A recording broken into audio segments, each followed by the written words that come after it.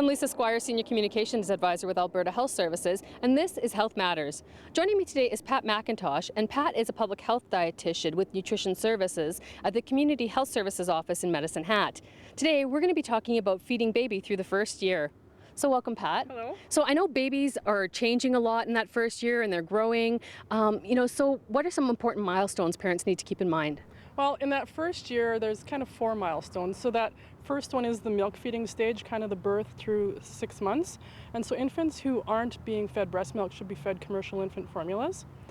The next stage would be the introduction of solids or complementary foods. So around 6 months, sort of a few weeks before or after 6 months of age, they should be looking at introducing some iron-rich complementary foods, which could be any infant commercial cereals, any meats and alternatives, any meats, that kind of thing. And so it's important to also start introducing a few sips of water throughout the day, maybe a few ounces in total, just so that babies' stools don't get too hard as they get the solids introduced.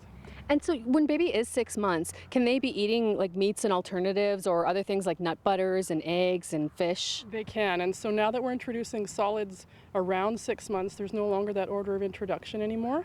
And so they can have fish, eggs, those kinds of things, nut butters, as long as they're texture appropriate. And so the key to when you're introducing those solids is to introduce only one new food at a time and allowing a couple days in between, so that if there are some allergic symptoms that show up, you know what food caused it. And so the other key milestones are around 9 months. There's the texture milestone, where generally you start progressing textures, and so it's important that they be offered some lumpy foods by about 9 months of age. And then that last key milestone is about a year, when they get the table food stage. And so generally kids about a year of age should be offered basically the same foods that the rest of the family's eating over 3 meals and 2 to 3 snacks per day.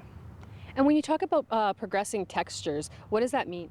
It means when you start introducing solids, you start with simple textures like purees, mashed, finely minced, and then you gradually advance those textures so you get thicker foods and larger lumps as babies developmentally able to manage. And every baby's different and will progress at their own stage, but usually babies are able to manage finger foods by about 8 months of age, which means Cheerios, dry toast strips, cooked noodles, shredded apples or carrots, little cubes of cheese, soft pieces of fruits and vegetables and meats and alternatives, that kind of thing.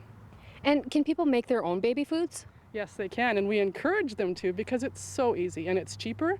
You have the opportunity for a much wider variation in texture, and it does make that transition to table foods so much easier because it actually tastes like table foods. If you open jarred foods, they don't taste the same at all. So it's much easier to do it, and they don't need purees very long. So if you sort of just adapt your own foods as you go along, it's really easy. The only food they shouldn't make on their own is infant cereals, because they're low in iron. So we don't want low iron foods replacing the iron-rich ones. They really do need the commercial infant cereals. Great, thanks for being here today, Pat. And thanks to all of you for joining us. If you're looking for more information on infant feeding or making baby foods, contact your local public health office. I'm Lisa Squires, and this is Health Matters.